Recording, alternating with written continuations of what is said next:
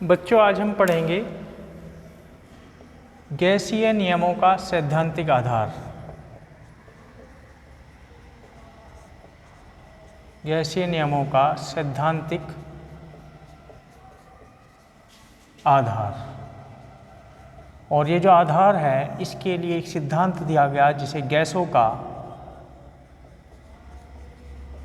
गतिज आणविक सिद्धांत कहते हैं।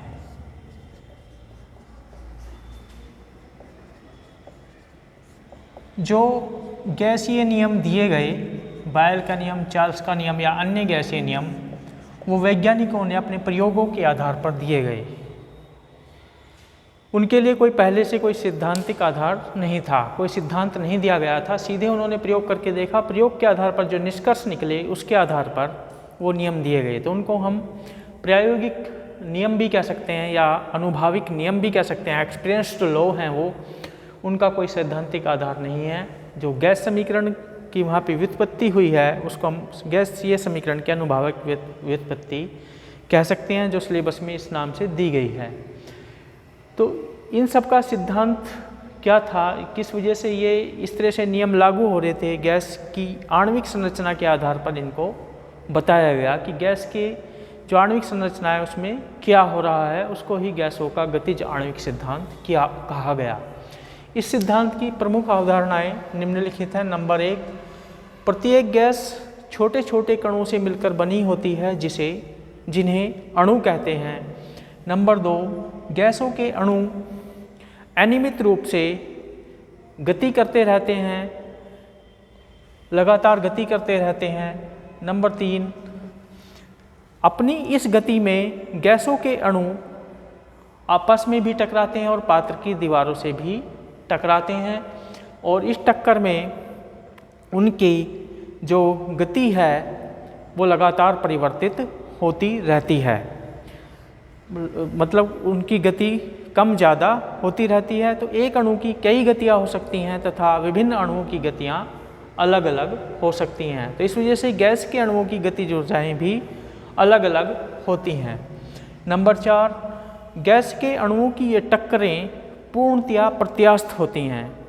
पूर्णतया प्रत्यास्थ का मतलब है कि इन टक्करों में ऊर्जा की हानि नहीं होती, गैस की कुल ऊर्जा उतनी ही बनी रहती है। एक अणु से ऊर्जा का स्थानांतरण दूसरे अणु में हो सकता है, परंतु कुल अणुओं की ऊर्जा यानी कुल गैस की ऊर्जा उतनी ही रहती है। नंबर 5, गैस के अणुओं के बीच में जो आकर्षण बल है वो नगण्य होता है, यानी उसको शून्य यहाँ पर माना गया है इस सिद्धांत में।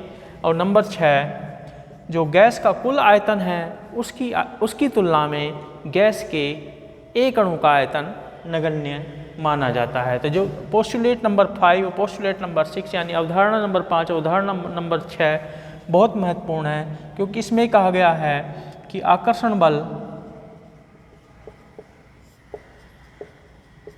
नगण्य होता है। गैस के अणुओं के बीच आकर्षण बल नगण्य होता है और एक अणु का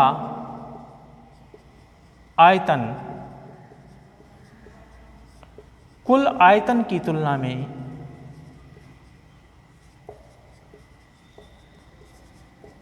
नगण्य होता है। इन दो नियमों के आधार पर ही, इन दो अवधारणाओं के आधार पर, इन दो सिद्धांतों के आधार पर ही गैस के आदर्श व्यवहार की व्याख्या करना संभव होता है। और इन्हीं दो की वजह से वास्तव में गैसें जितनी भी हैं वो आदर्श गैस नहीं होती, केवल कुछ ताप व दाब की अवस्थाओं पर ही वे आदर्श गैस की तरह से व्यवहार करती हैं, अन्यथा गैस के आदर्श व्यवहार से वो विचलन प्रदर्शित करती हैं, क्योंकि वास्तव में आकर्षण बल पूरी तरह से नगण्य नहीं मान सकते कुछ स्थिति में। इसी तरह से कुछ स्थिति में अणु का आयतन भी पूरी तरह नगण्य नहीं मान सकते।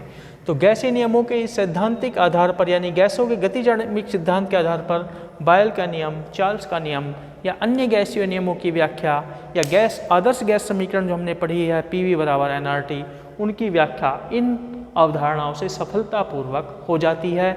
कि किस वजह से वो प्रयोगों के आधार पर ऐसे रिजल्ट हमें मिल रहे हैं, क्योंकि इसके पीछे ये सिद्धांत छिपा है।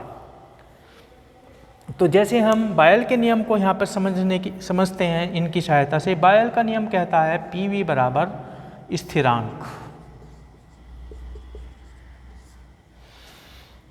किस पर? स्थिर ताप पर। स्थिर ताप पर PV नियतांक होता है, ये हम बायल के नियम में पढ़ चुके हैं। यदि हम ताप स्थिर कर दें और गैस पर दाब बढ़ाएं, दाब बढ़ाने की वजह से क्या होगा? क्योंकि उसके अणुओं के बीच में आकर्षण बल नगण्य है, तो कितना भी उसको हम दबा सकते हैं, यानी पास पास ला सकते हैं अणुओं के, जिससे उसका आयतन कम हो जाएगा और P और V का गुणनफल स्थिर रहेगा। तो इस तरह से हम हर एक गैसीय नियम की व्याख्या इन सिद्धांत के आधार पर कर सकते हैं। और हम बात करें आदर्श व्यवहार की। आदर्श व्यवहार वही है गैसों के लिए जब वो प्रत्येक ताप व दाब पर बायल तथा चार्ल्स के नियमों का या अन्य गैसीय नियमों का पालन करते हैं या आदर्श गैस समीकरण का पालन करते हैं।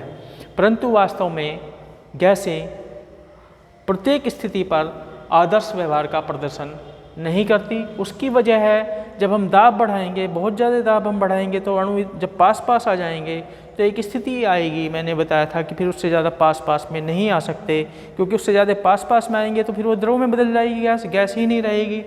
तो उससे ज़्यादा पास पास नहीं आ सकते, वहाँ पे फिर उनके बीच में जो आकर्षण प्रतिकर्षण बल है उनको नगण्य नहीं मान सकते। इस वजह से फिर वहाँ पर क्या होगा? PV बराबर स्थिरांक नहीं रह पाता, क्योंकि दाब हम बहुत ज़्यादा बढ़ाने पर आयतन वहाँ पे फिर कम नहीं हो रहा।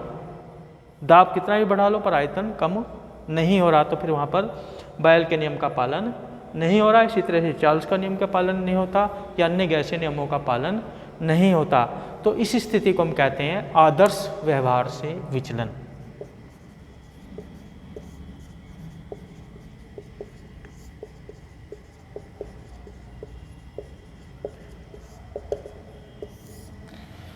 केवल उच्च ताप व निम्न दाब पर ही वास्तविक गैसें बायल तथा चार्ल्स के नियमों का या अन्य गैसीय नियमों का पालन करती हैं, या कह दो कि उच्च ताप व निम्न दाब पर ही गैसें आदर्श गैस की तरह से व्यवहार करती हैं, क्योंकि उच्च ताप पर तथा निम्न दाब पर गैस के अणु बहुत बहुत दूर रहते हैं। ताप बढ़ाएंगे तो गतिज ऊर्जा ज़्यादा रहेगी तो अणु दूर दूर जाएंगे, और निम्न दाब यानी दाब कम होगा तो बहुत कम दाब होगा तो आयतन बहुत ज़्यादा होगा तो भी अणु दूर दूर रहेंगे। तो उस स्थिति में उनके अणुओं के बीच के आकर्षण बल को नगण्य माना जा सकता है तथा एक अणु के आयतन को भी वहाँ पर नगण्य माना जा सकता है कुल आयतन की तुलना में। तो उस स्थिति में किसी भी कोई भी गैस जो है आदर्श गैस की तरह से व्यवहार कर सकती है। परंतु यदि ताप तथा दाब की ये स्थिति ना हो, यानी ताप कम हो और दाब ज़्यादा हो, तो फिर ज़्यादातर गैसें आदर्श व्यवहार से विचलन प्रदर्शित करते हैं। या बहुत कम ताप कर दें और बहुत ज़्यादा दाब बढ़ा दें तो सभी गैसें आदर्श व्यवहार से विचलन प्रदर्शित करती हैं। और इसके लिए फिर एक वान डर वाल गैस समीकरण दी गई, उसके बारे में मैं आपको कल बताऊंगा। आज इतना ही, इसको ध्यान से पढ़ लेंगे और समझ लेंगे।